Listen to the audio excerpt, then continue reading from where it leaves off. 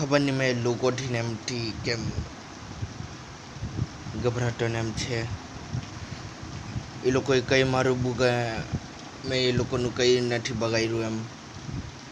મેં એ લોકોનું કંઈ નથી બગાડ્યું, એ લોકોએ બી મારું કંઈ બગાડ્યું. બસ અંદરથી એમ એટલે તો સાહેબ લોકોથી ને એમથી તે લોકોને પસંદ એમ હોય તે કરી નહીં શકે.